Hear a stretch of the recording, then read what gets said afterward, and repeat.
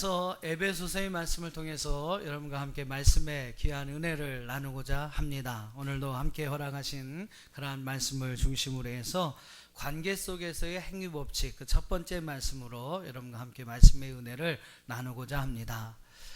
전에도 말씀을 한번 드린 적이 있었는데요. 에베소 5장 22절 말씀부터 에베소 6장 말씀까지는 이제 사도 바울이 에베소 교회 성도들을 향해서 5가지 관계 속에서 그들이 구체적으로 어떠한 삶을 살아가야 하는지를 말씀하는 그러한 장이다라는 그러한 이야기를 드렸습니다. 생각나시죠? 한번 이렇게 좀 보여드리면, 특별히 사도 바울은 5가지의 관계를 우리에게 이야기하고 있어요. 그래서 에베소 5장 22절로 33절 말씀에서는 부부간의 그러한 관계 속에서 우리 그리스도인들이 어떠한 삶을 살아가야 하는지를 말씀하고 있고, 또 에베소 6장 1절로 4절에서는 부모와 자녀 간의 관계 속에서 어떤 삶을 살아가야 하는지, 또 에베소 6장 5절로 9절 말씀에서는 사회적인 관계를 이야기합니다. 즉 노사관계라고 하죠. 주인과 종의 관계 속에서 우리가 어떠한 삶을 살아가야 하는지를 말씀하고 있습니다. 또 10절에서부터 17절 말씀 가운데서는 이제 20절까지는 영적인 관계를 이야기하는데, 10절부터 17절에서는 마귀와의 관계 속에서 우리 영적인 성도들이 어떠한 영적인 그러한 대치를, 싸움을 해야 하는지를 말씀하고 있고, 또 10절로 20절에서는요 하나님과의 관계 속에서 우리가 영적인 그 관계를 어떻게 행해야 하는지를 말씀하고 있습니다. 그래서 에베소 5장과 6장은 특별히 구원받은 성도들이, 정말로 하나님의 교회를 세워가는 우리 성도들이 이 땅에서 여러 관계 속에서 어떻게 살아가야 하는지를 구체적으로 말씀하고 있는 것이 에베소 5장과 에베소 6장의 말씀입니다. 자, 오늘은 이 5가지 관계 속에서 2가지 관계를 함께 살펴보고자 합니다. 그래서 첫 번째는 부부 간의 관계를, 두 번째는 바로 부모와 자녀 간의 관계에 대해서 함께 나누면서 말씀을 상고하고자 합니다. 오늘 이 말씀을 통해서 저와 여러분 많은 은혜 받으시기를 주의 이름으로 축원합니다. 우리 옆에 계신 분하고 좀 다시 한번 인사하시죠. 오늘도 많은 은혜 받으시기 바랍니다.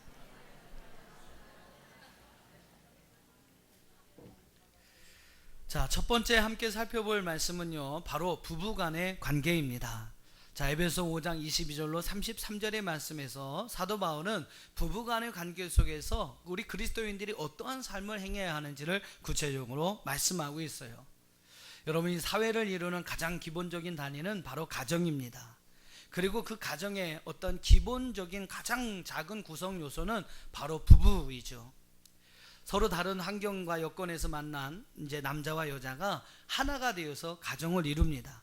그래서 여러분, 가정을 이루는 가장 기본 요소는 바로 부부입니다. 그래서 여러분, 이 부부 간의 관계가 원만하지 못하면 그 가정은 올바르게 세워질 수가 없어요.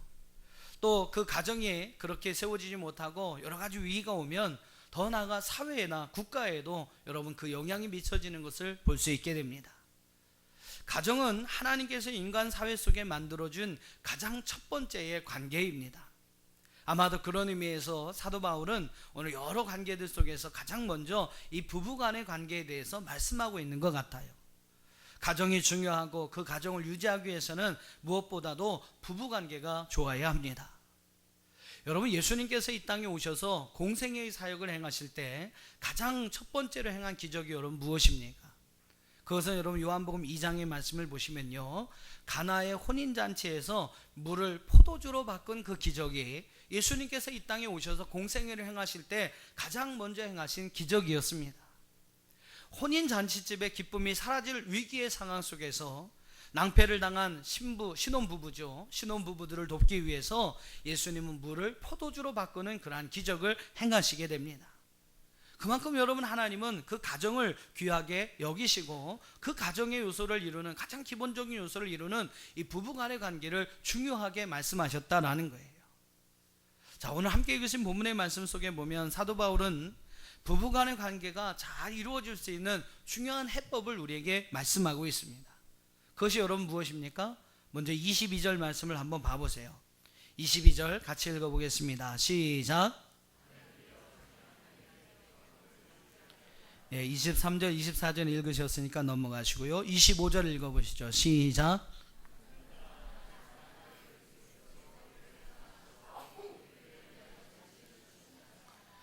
오늘 사도 바울은 너무나 분명하게 아내의 역할과 남편의 역할에 대해서 이야기하고 있습니다. 아내는 어떻게 합니까? 교회가 그리스도께 하듯 남편에게 복종해라. 여자분이 안 하시면 남자들이라도 아멘을 하셔야 되는데, 아내는 교회가 그리스도께 하듯 남편에게 복종하라. 이게 여러분 아내들을 향해 주신 하나님 말씀이고요. 반면에 남편은 어떻게 합니까? 그리스도가 교회를 위하여 자기를 내어줌과 같이 아내를 사랑하라.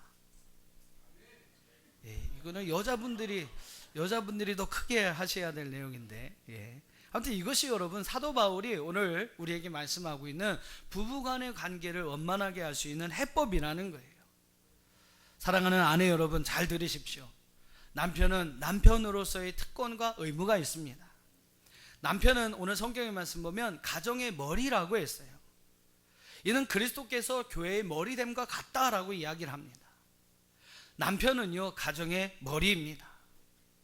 머리에 해당하는 헬라어는 케팔레라고 하는 단어가 쓰여 있는데, 이 말은 지도자, 통치자라는 의미를 가지고 있어요. 즉 남편은 뭡니까? 가정의 지도자요, 가정의 통치자입니다. 그러므로 여러분, 마땅히 가정에서 남편은요, 머리로서, 지도자로서, 통치자로서, 리더로서 존경을 받아야 할 권리가 있습니다. 가정에서 여러분 남편이 존경받지 못하고요, 지도자로, 통치자로 대접을 받지 못하면, 아버지로서 대접을 받지 못하면 날개축제가 꺾어진 새와 같습니다. 날지 못하는 거예요. 그 남편은 세상을 향해 나가서 여러분 아무것도 못합니다. 남편분들이 다 주무시는 것 같아요. 이야기를 하면 남편분들이 막 크게 아멘 하실 줄 알았는데, 네. 아내 되시는 분을 한번 잘 여러분 생각해 보세요. 아내 되시는 분들에게 한번 제가 질문을 해볼게요. 여러분 혹시 우리 여자분들 한번 잘 생각해 보세요. 혹시 TV나 그 영화 같은 데 보면 보스 영화가 있습니다. 소위 이제 깡패 영화 그런 거 있죠. 우리 여자분들 그거 보시면서 야, 멋있다, 나도 한번 저렇게 되었으면 좋겠다, 이렇게 생각하시는 분이 있습니까? 있으면 좀 이상하신 것 같고, 거의 그런 분 별로 없어요. 별로 그런 생각 안 듭니다. 근데 여러분 남자들은요, 그걸 보면서 무슨 생각이 드냐면, 이야 멋있다, 나도 저렇게 한번 되었으면 좋겠다, 그런 생각이 듭니다. 남자들은 들어요. 이게 여러분 무슨 얘기냐면, 남자들 안에는 보스의 기질이 있습니다. 남자에게는 보스의 기질이 있어요. 근데 여자분들은 좀 이런 남자가 가진 보스의 기질을 조금 인정해 줘야 할 필요가 있습니다. 치사하기도 하고 여러분 뭐 그렇기도 합니다만, 아무튼 이 남자가 가지고 있는 보스의 이 기질을 여자분들이 좀 인정을 해줘야 돼요. 남편을 보스로 대접해 주면요, 보스의 행동이 나오고, 보스의 기질이 나오고, 보스의 말이 나옵니다. 여러분 영화 같은 데 보세요. 어떻습니까? 아래 있는 그 아들이 위험을 당하면 이 보스가 착 나타나서 목숨을 걸고 막 싸우는 거예요. 그러면서 그 아들을 다 이렇게 구해주지 않습니까? 그럼 보스의 기질이 그겁니다. 보스로 대접을 해주면요, 보스 같은 행동이 나오고, 보스 같은 기질이 나와요. 자기 목숨을 걸고 지키고 보호하는 겁니다. 남편이 망치를 들고 못을 하나 딱딱 박아요. 여자가 옆에서 그것밖에 못 봐 그러면 이제 끝난 겁니다. 근데 이게 난 이렇게 세상에서 못 잘 박는 남자, 세상에서 이렇게 잘 박는 남자 처음 봤다고. 그래 보시면 어떻게 합니까? 또 어디 박을 데 없어. 혹시 이웃집에서 못 박아달라면 거기까지 쫓아갑니다. 여러분 남자의 그게 보스의 기질이에요. 그러니까 여자는 남자를 보스로 대접을 해주면 보스의 기질이 나오고, 보스의 말이 나오고, 보스의 행동이 나오는 겁니다. 남편을 왕으로 한번 인정해 줘 보세요. 그러면요, 왕 같은 행동이 나오고, 왕 같은 기질이 나옵니다. 베드로전서 3장 6절의 말씀 보면 이런 이야기가 나와요. 사라가 아브라함을 주라 칭하여 순종한 것 같이 너희는 선을 행하고 아무 두려운 일에도 놀라지 아니하면 그의 딸이 된 것이니라.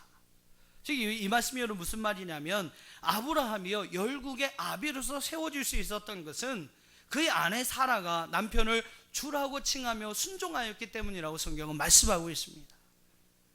우리 아내들이요, 사랑하는 남편을 왕으로, 보스로 한번 인정해 줘 보세요. 그러면서 여러분 한번 순종해 보십시오. 그러면 정말로 여러분의 남편은 왕같이 보스같이 세워질 것입니다. 여러분의 가정을 위해, 여러분 아내를 위해, 자녀들을 위해 자기의 목숨을 걸고요, 희생적인 그 모든 일들을 감당하는 멋있는 사람으로 세워질 줄로 믿습니다. 성경은 남편에게만 이야기하지 않고 이어지는 말 25절에 보니까 아내에게도 이런 이야기를 합니다. 아내에게만 말씀하지 않고 남편들을 향해서도 이러한 말씀을 합니다. 자, 25절을 한번 같이 읽어보겠습니다. 25절 시작.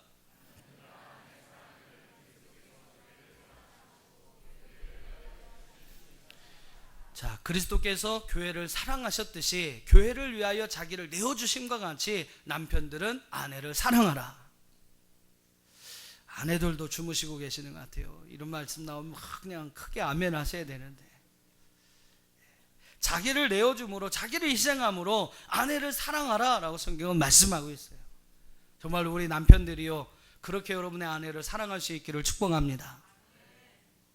여자분들이 더 크게 아멘 하시는 것 같습니다만, 아무튼 골로새서 3장 19절 말씀에 보면 남편들아 아내를 사랑하며 괴롭게 하지 말며 라고 이야기를 합니다.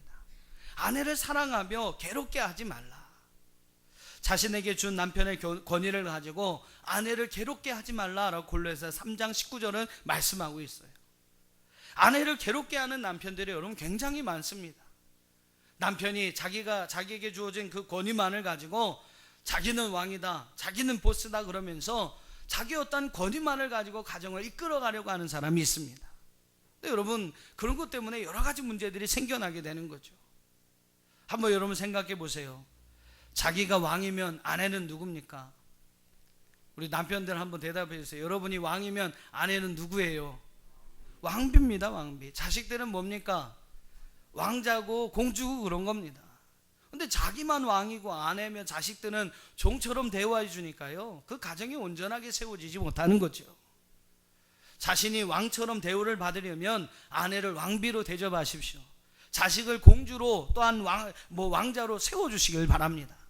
그러면 여러분도 왕처럼 존중을 받게 되어 있는 겁니다. 왕의 권위만을 가지고 다스리는 것이 아니라 부드럽게 따뜻하고 자상한 그러한 마음으로, 사랑으로 아내를 사랑해주고 자녀들을 존중히 여겨준다면 그 가정은 정말로 아름다운 가정으로 세워질 수가 있는 것이죠. 요사이 가정법률 상담소에 들어오는 상담 문제들 가운데 60% 이상이 가정의 이혼 문제라고 합니다. 그만큼 여러분, 오늘날 우리 가정의 위기가 찾아오고 있어요. 황혼이혼이라는 말이 있죠. 우리 남자분들 끝까지 방심하시면 안 됩니다. 방심하시면 안 됩니다. 70대 막 그렇게 넘어서 아내들이 이혼을 선포하는 거예요. 그래서 여러분, 전문가들은 그런 이야기를 합니다. 이런 가정의 이혼 문제들의 70% 이상이 남편 때문이라는 거예요. 남편의 이기주의와 남편만이 가진 권위주의, 자기 쾌락주의 때문에 가정의 위기가 오고 있다라고 이야기를 합니다. 자기만 알고 자기만 생각하는 이기적인 마음 때문에 아내도 나만 섬겨라, 자식들도 나만 섬겨라. 여러분, 이러한 어떤 잘못된 권위주의 때문에 가정이나 자녀들, 아내는 생각하지 않고 자신의 쾌락에 빠져 살아가고 있는 그 잘못된 삶의 태도 때문에 여러분, 가정에 병이 들고 있고 이혼의 문제들이 가정 가운데 급증하고 있는 거예요. 남편들이요, 하나님이 여러분에게 허락하신 권위는요, 다스리고 지배하는 권위가 아닙니다. 여러분 마음대로 하라고 주신 권위가 아니에요. 25절의 말씀처럼 사랑과 희생이 바탕된 권위가 하나님께서 우리 남편들에게 허락하신 권위라는 것입니다.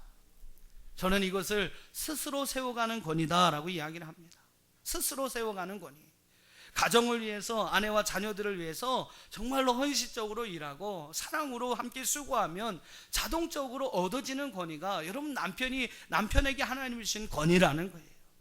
자기 스스로 세워가는 권위가 하나님이 남편에게 주신 권위라는 겁니다. 28절 말씀을 여러분 한번 봐보십시오. 에베소 5장 28절 같이 한번 읽어보겠습니다. 28절 시작.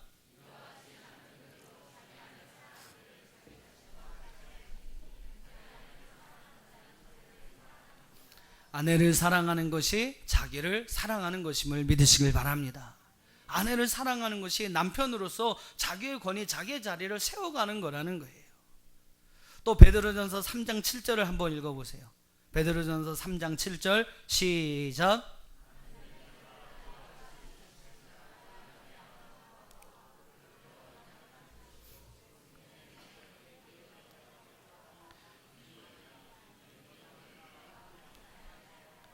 자, 남편들은 아내를 어떻게 여기라고 말씀하고 있습니까? 그들은 연약한 그릇이요 또 생명의 은혜를 함께 이어받을 자로 알아라 라고 이야기를 합니다. 그럼 여러분 지식을 가지고 아내를 귀히 여기라 라고 성경은 말씀하고 있어요. 그런 사람에게 어떻게 합니까? 너희의 기도가 막히지 아니할 것이다 라고 성경은 말씀하고 있습니다. 자, 옆에 아내가 계신 분들은, 우리 남편분들은 아내의 손을 이렇게 한번 딱 잡아보세요. 한번 잡아보세요. 예, 이런 때 아니면 또 언제 이렇게 공식적인 자기들 손 한번 잡아보겠습니까? 우리 남편분들을 한번 따라해 보세요. 잡으시고 남편분들은, 당신은 크게 하세요. 당신은 연약한 그릇이요 생명의 은혜를 함께 이어받을 자입니다.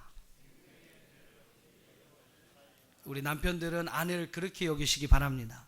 연약한 그릇이요 생명의 은혜, 하나님께서 우리에게 주시는 생명의 은혜를 함께 이어받을 자가 바로 여러분 아내라는 거예요. 그렇게 여러분 알고 그 아내를 귀히 여기면 너희의 기도가 막히지 아니할 것이다 라고 성경은 말씀하고 있습니다. 이제 집사님 이제 끝났습니다. 잡지 마세요. 뒤에 계신 분들 부러우시게 그냥 아직까지 잡고 계시면. 아내를 연약한 그릇 생명의 여러분 은혜를 함께 이어받을 자로 알고 아내를 귀히 여기면요 그의 기도가 막히지 않는다고 성경은 말씀합니다.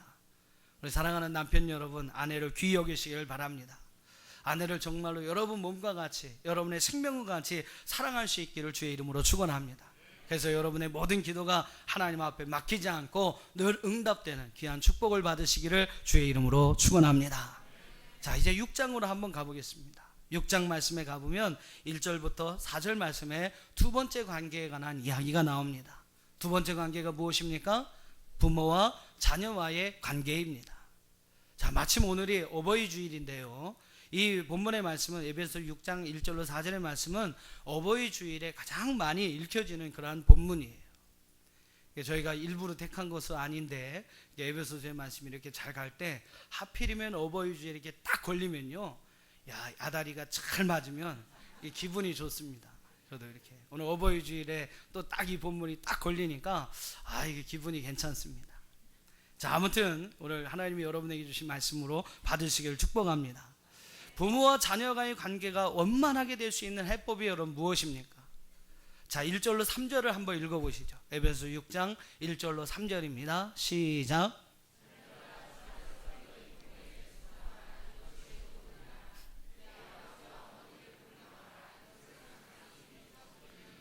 이로써 내가 잘되고 땅에서 장수하리라. 자, 먼저 사도 바울은 부모와 자녀의 관계에서 자녀의 도리를 먼저 이야기합니다. 그만큼 여러분 부모와 자녀 간의 관계에서 자녀가 먼저 해야 할 일들이 있다라는 것이죠. 그것이 여러분 무엇입니까? 바로 부모에게 순종하고 부모에게 공경하다라는 겁니다. 사도 바울은 어버이에 대한 그리스도인 자녀라면 결코 잊어서는 안 될 두 가지 책임이 있음을 이야기해요. 그 첫 번째 책임은 바로 순종의 책임입니다. 따라해 보세요. 순종의 책임. 자, 1절 말씀을 보면 자녀들아 주 안에서 너희 부모에게 순종하라 라고 이야기를 합니다. 여러분, 이 말은 부모의 모든 명령에 무조건 맹목적으로 순종하라는 말은 아니에요. 조건이 달려있죠. 조건이 무엇입니까? 주 안에서 너희 부모에게 순종하라. 주 안에서라는 조건이 걸려 있습니다. 우리의 부모에 여러분 대한 그런 순종이 때로는 하나님께 대해서 불순종할 때가 있죠. 불순종이 될 때가 있습니다. 그럴 때는요, 더 높은 권위이신 주 하나님께 복종해야 한다라는 의미가 조건으로 달려 있는 거죠. 그러나 여러분 대부분 어떻습니까? 대부분은 심지어 부모님께서 우리에게 잔소리처럼 하는 그러한 부모의 교훈까지도 그 밑바탕에는 자녀를 위하고 자녀를 사랑하는 하나님의 부모에게 주신 그 본능이 있다는 것을 알기에 부모의 말이라면 무조건 순종하고 따르는 것이 자녀의 도리다라고 성경은 말씀합니다. 그래서 여러분 1절 말씀에 보면 이것이 옳으니라 라고 이야기를 해요. 순종이라는 말의 뜻은요, 본래 듣는다라는 의미를 가지고 있습니다. 여러분, 선생님께 순종하라라는 말보다 자녀들에게 어떤 말을 합니까? 선생님 말씀을 잘 들어라, 그런 말씀 더 많이 쓰시잖아요. 부모에게 순종하라라는 말도 사용하지만 부모님 말씀 잘 들어야 한다라고 이야기를 합니다. 그러니까 여러분, 부모님께 순종한다는 것은 무엇이냐면 부모님 말씀을 잘 듣는 것을 이야기합니다. 때로는 잔소리처럼 이제 들리는 그런 말씀이라 할지라도 부모님의 말씀을 귀담아 듣는 것이 바로 여러분 순종입니다. 무엇보다 여러분 감사한 것이 무엇이 있을까요? 저는 그렇게 생각합니다. 바로 부모의 입에서 하나님의 말씀이 흘러나오고, 부모의 입에서 하나님 말씀이 흘러나오고 그 말씀을 자식의 귀에 담을 수 있는 것, 저는 이것이 부모와 자녀간의 관계에서 가장 하나님이 주신 큰 축복이라고 믿습니다. 부모가 믿음을 가지고, 하나님에 대한 믿음을 가지고 자녀들에게 하나님 말씀으로 권면하는 거예요. 자기의 지식이 아니라, 여러분, 자기의 경험이 아니라 하나님의 말씀으로 자녀들을 권면하고요, 그 자녀들은 그 부모님의 입에서 나오는 그 말씀, 하나님의 말씀을 듣고 그 말씀을 따라 살아가는 것. 여러분, 부모와 자녀간의 관계에서 이보다 더 큰 축복이 어디 있겠습니까? 소망하기는 여러분의 가정이 다 그런 가정이 되기를 주님의 이름으로 축원합니다. 부모님의 입에서는 늘 하나님 말씀이 나오고요, 하나님의 말씀이 여러분 그 자녀들에게 권면으로 나오고, 그 자녀들은 그 부모님 말씀을 기쁨으로 받아들여서 그 말씀대로 순종하며 따르며 살아갈 수 있는 가정, 여러분의 가정이 다 그런 가정이 되기를 주의 이름으로 축원합니다. 두 번째로 사도 바울이 이야기하는 오늘 자녀의 두 번째 책임이 있어요. 한번 따라해 보시죠. 공경의 책임. 공경의 책임. 이거 여러분 잘 읽으셔야 됩니다. 2절 말씀해 보면 내 아버지와 어머니를 공경하라 그랬어요. 예전에 제가 전도사 시절 때에 이 말씀을 가지고 어버이 주일날 아이들한테 설교한 적이 있었거든요. 근데 이 본문을 같이 읽는데 어떤 아이가, 한 명이 좀 특이한 목소리를 가지고 있는 친구가 이걸 어떻게 읽었냐면 내 아버지와 어머니를 공격하라 이렇게 읽었습니다. 공격하라. 그래서 이제 그 친구 또 목소리가 특이하니까 확 들리니까 그것 때문에 이제 한참 이제 웃고 설교를 했던 적이 있었는데, 여러분, 받침 하나이지만 뜻은 엄청나게 차이입니다. 공격하라가 아니라 공경하라입니다. 근데 요즘 이 말씀을 잘못 받아들이시고 공격하는 자녀들이 있습니다. 그건 절대 안 되는 것이죠. 순종이 태도를 강조하는 말이라면 여러분, 공경은 내적인 마음을 강조하는 말입니다. 공경이라는 말의 헬라어는 티마오라는 단어로 쓰여 있는데, 이것의 의미를 제가 찾아보니까 굉장한 가치를 지닌 대상에 대해 부드럽고도 친밀하게 반응하는 것이라고 쓰여 있습니다. 굉장한 가치를 지닌 대상에 대해서 부드럽고도 친밀하게 반응하는 것, 여러분, 그것이 바로 티마오라고 하는 공경이라는 뜻입니다. 즉 여러분, 무슨 말이에요? 부모님의 말씀을 잘 듣는 것도 여러분 중요하지만 그 부모를 최고의 가치를 여기라는 겁니다. 그 부모를 최고의 가치로 여겨서 그분의 어떠한 행하는 말들, 그분이 또 주시는 어떠한 교훈들의 말씀을 부드럽고 친밀하게 받아들여라라는 거예요. 그것이 여러분 공경입니다. 순종이 어떠한 외적인 행동을 강조하는 이야기라면 이 공경은요, 내적인 마음의 자세를 강조하는 말입니다. 즉 행동뿐만 아니라 마음으로도 부모를 존중하라고 성경은 가르치고 있어요. 그리고 우리가 여러분 그렇게 해야 할 이유가 무엇입니까? 그렇게 해야 하는 이유는 바로 그것이 하나님께서 우리에게 주신 약속 있는 첫 계명이기 때문이라고 성경은 말씀하고 있어요. 십계명이 원래 여러분 두 개의 돌판으로 되어 있는 거 아시죠? 두 개의 돌판으로 쓰여 있습니다. 첫 번째 돌판에서는 1계명부터 4계명까지 기록되고 있어요. 혹시 저기 말하는 대신계명, 하나님과 인간이 지켜야 할 계명 4가지가 첫 번째 돌판에 기록이 되고 있고, 두 번째 돌판에서는 대인계명이라고 합니다. 5계명부터 10계명까지 인간 사이의 어떤 관계 속에서 지켜야 할 하나님 말씀이 기록되어 있어요. 그러니까 여러분 뭡니까? 두 번째 돌판에서 나오는 첫 번째 계명이 뭐예요? 내 부모를 공경하라입니다. 그러니까 여러분, 그런 의미에서 오늘 본문의 2절은 약속 있는 첫 계명이다라고 이야기를 해요. 그리고 또 놀라운 사실은 3절 말씀에 보면 이 명령을 따르는 자들에게 하나님은 2가지 약속을 주신다고 말씀하고 있습니다. 3절을 다시 한번 읽어보시죠. 어떠한 축복이 여러분 우리 가운데 약속되어 있습니까? 3절 시작. 내가 잘되고 땅에서 장수하리라. 할렐루야. 부모를 공경하는 자, 부모님 말씀에 순종하는 자는 여러분 땅에서 잘되고요, 땅에서 장수하는 축복을 누린다고 성경은 말씀하고 있습니다. 부모를 여러분 공경한다고 자동적으로 출세하거나 여러분 뭐 장수가 보장된다는 의미는 아닙니다. 이게 무슨 의미로 여러분 해석하시면 되냐면, 부모와의 바른 관계에 맺어 있는 사람이요, 부모와 바른 관계 속에 있는 사람만이 사회에 나가서도 성공할 수 있다라는 거예요. 부모와 바른 관계 속에 있는 사람이 심리적으로 정신적으로도 안정한 것이 오니까 그가 더 건강하게 장수의 축복을 누리면서 살아갈 수 있다라는 겁니다. 그러니까 여러분 하나님 말씀이 얼마나 상식적이고 합리적인 약속입니까? 여러분 그렇지 않아요? 부모와의 관계가 바른 사람이요, 사회에 나가서도 더 사회생활 잘할 수 있는 겁니다. 부모와의 어떤 관계가 바른 사람이요, 여러분 정신적으로 심리적으로 안정감이 온다라는 거죠. 그래서 그 사람은 더 다른 사람보다 장수할 수 있는 여건이 된다라는 거예요. 여러분 다 부모님에게 순종하고 공경함으로써 여러분 이와 같은 복을 누리시기를 주의 이름으로 축원합니다. 미국 플로리다 해변가에 가면 아주 근사한 식당이 있다 합니다. 그 식당 입구의 현판에는 한 여인의 사진이 걸려 있는데 바로 그 식당 주인의 어머니의 사진이라고 합니다. 그 식당 주인의 간증은 그래요. 어떤 간증이 있냐면, 아버지가 일찍 돌아가셔서 어머니랑 이제 다른 주에 있다가 플로리다 주로 이사 와서 그 해변가에서 작은 그런 식당을 어머니와 함께 경영을 하게 되었습니다. 근데 정성껏 막 손님을 이렇게 섬기다 보니까 식당이 이제 제법 번창을 하게 되온 거죠. 그래서 오랜 시간 저축한 그런 돈을 가지고 이제 제법 크고 멋있는 그런 식당을 오픈할 수 있게 되었습니다. 근데 오픈하기 직전에 그 어머니가 병에 걸려서 눕게 되신 거예요. 그리고 오픈하는 거, 아들의 그 식당을 오픈하는 것을 보지 못하고 그만 세상을 떠나시게 됩니다. 그 어머니는 병석 중에서 그 아들을 불러서 두 가지 유언을 남기셨다고 합니다. 하나는 식당을 잘 경영해 주는데 그 식당의 어떠한 사업보다 내 인생의 주인이 되시는 하나님을 더 귀히 여기는 믿음으로 살아가라. 그런 유언을 첫 번째로 주셨고, 두 번째 유언은 이제 식당을 오픈하면 너는 절대로 술을 팔지 않았으면 좋겠다라는 그런 유언을 하고 돌아가셨다고 합니다. 아들은 그 어머니 유언을 지키기 위해서 이제 큰 식당을 오픈하고 이제 그 식당에서 처음에는 술을 팔지 않았던 거예요.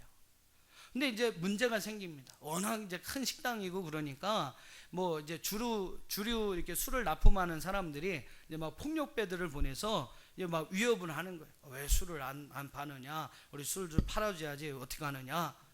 그때 이 아들에게 하나님께서 주신 지혜가 있었는데, 식당 입구에다가 그 어머니 사진을 딱 걸어놓은 겁니다. 그리고 그런 이제 불량배들이 와서 자기 위협할 때마다 그들을 그 사진 앞으로 데리고 와서 이것이 저희 어머니의 유언이었습니다, 그렇게 이야기를 하더라는 거예요. 그러니까 어떤 누구도 시비를 걸지 않고 다 돌아가더라는 겁니다. 그래서 여러분 그 식당은 그렇게 해서 지금까지도 술을 팔지 않는 식당으로 플로리다주에서 가장 많은 직원을 둔 큰 사업장이 되었다고 합니다.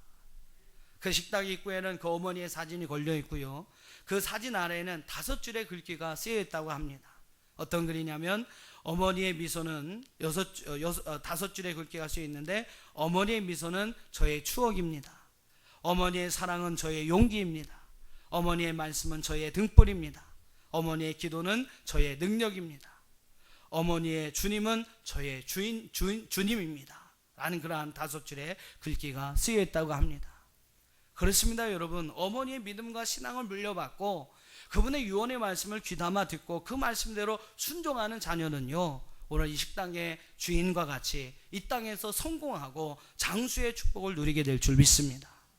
저와 여러분이 늘 부모에게 순종하고 공경하는 그러한 삶을 통해서 여러분 3절의 말씀과 같이 이 땅에서 잘 되시고 늘 장수의 축복을 누리는 저와 여러분이 될 수 있기를 주의 이름으로 축원합니다.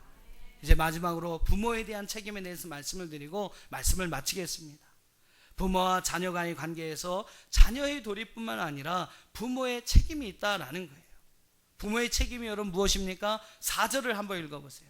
4절 같이 읽습니다. 시작.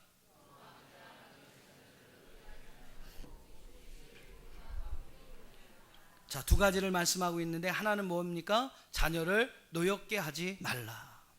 자녀를 노엽게 하지 말아라. 자녀를 분노하게 하지 말아라.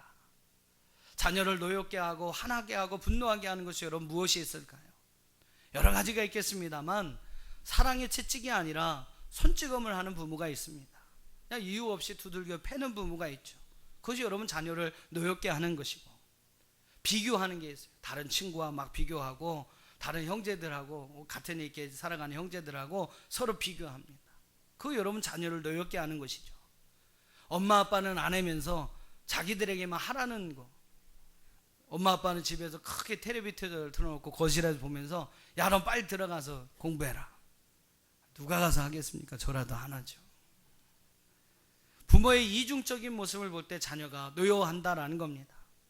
교회에서 밖에서는 그냥 막 목사님에게 충성하고 사람들에게 진짜 천사같이 보이면서 집에 와서는 흉보는, 목사님 흉보고 장로님 흉보고 뭐 교회가 어쩌다고, 그런 이중적인 어떤 모습들을 볼 때 자녀들이 여러분 노여한다라는 거예요.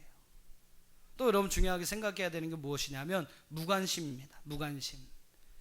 지나친 애정도 여러분 문제가 됩니다만 자녀들에게 무관심한 거, 그것도 여러분 자녀를 노엽게 하는 거예요. 성경의 말씀 보면 다윗의 아들 가운데 압살론이라는 사람이 있습니다. 근데 이 압살론은 뒤에 보면 참 불쌍한 사람이에요. 부모의 사랑을 받지 못하고, 다윗이 막 여러 가지 성전 건축에, 전쟁에, 싸움에 막 엄청 바빴으니까 자녀들을 돌볼 시간이 없었던 겁니다. 그러니까 아버지의 관심을 받지 못하고 그냥 홀로 자라왔던 사람이 바로 여러분 압살론이었어요. 근데 그 압살론이 어떻습니까? 늘 아버지에 대한 모멸감을 가지면서 성장을 하다가 결국 자기 형제들을 다 죽이고요, 자기 아버지 왕권에 도전하다가 결국 죽음을 당한 인물이 됩니다. 그러니까 여러분 자녀에게 무관심한 것도 안 된다는 거죠. 또 자녀를 노엽게 하는 것 중에 또 하나 뭐냐면 바로 편애입니다. 차별대우, 자녀들을 차별대우하는 거죠. 자녀들은요 부모의 동일한 대우를 받아야 할 권리가 있습니다. 물론 여러분 자녀들 가운데는요, 저도 그래요, 뭐 둘밖에 안 키워보지만 사랑받을 만하게 자라는 자녀가 있습니다. 어떤 사람은, 어떤 자녀는 미움받을 수밖에 없도록 잘못하는 자녀가 있어요. 하지만 여러분 부모는요 그 어떤 자녀에 대해서도 차별해서는 안 된다는 겁니다. 부모의 차별은요 형제 간의 불화로 반드시 이어집니다. 그거 여러분 우리 부모님들이 항상 기억하셔야 됩니다. 성경에서 여러분 증거하는 내용이 그거 아닙니까? 이삭은요 큰 형을 더 좋아했어요. 이삭은 동생 야곱보다 형 에서를 좋아했고, 리브가는요 에서보다는 야곱을 좋아했습니다. 결국 여러분 어때요? 에서와 그 야곱 가운데 그 장자권에 대한 쟁탈전이 여러분 벌어지지 않습니까? 그래서 두 형제가 끝까지 원한을 품는 경쟁을 벌이면서 살아가게 됩니다. 또 그 야곱, 그 여러분 차별 대우는요 그 세대로 끝나지 않아요. 그 다음 세대까지 이어집니다.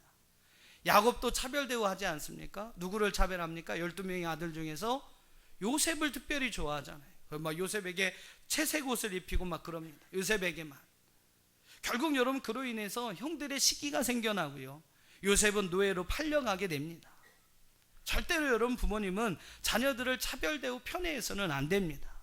이런 것들이 여러분 자녀를 노엽게 만드는 것이다. 또한 부모는요 어떤 경우라도 자녀를 노엽게 해서는 안 될 뿐만 아니라 오늘 말씀과 같이 4절의 말씀과 같이 오직 주의 교훈과 훈계로 양육해야 할 줄로 믿습니다. 이것이 여러분 자녀를 향한 부모의 책임이라는 거예요. 노엽게 할 뿐만 아니라 오직 주의 교훈과 훈계로 그 자녀를 양육해야 합니다. 교훈이란 말은 훈련이나 체벌을 동반한 책망을 이야기하고, 훈계라는 말은 교훈, 말로 하는 그러한 교훈, 교정을 의미합니다. 부모는 사랑하는 자녀들이 이런 교훈과 훈계를 통해서 그리스도인다운 행동 양식을 가르쳐야 하고, 진정한 그리스도인으로 자라날 수 있도록 그 모든 환경을 만들어 줘야 합니다. 이것이 바로 부모된 자의 책임이라는 것이죠. 부모가 된 성도 여러분, 어떠한 경우라도 여러분의 자녀를 노엽게 하지 마시고 늘 주의 교훈과 훈계로 그들을 가르치며 진정한 그리스도인으로서 그 자녀들을 양육해 갈 수 있는 저와 여러분이 될 수 있기를 주님의 이름으로 축원합니다.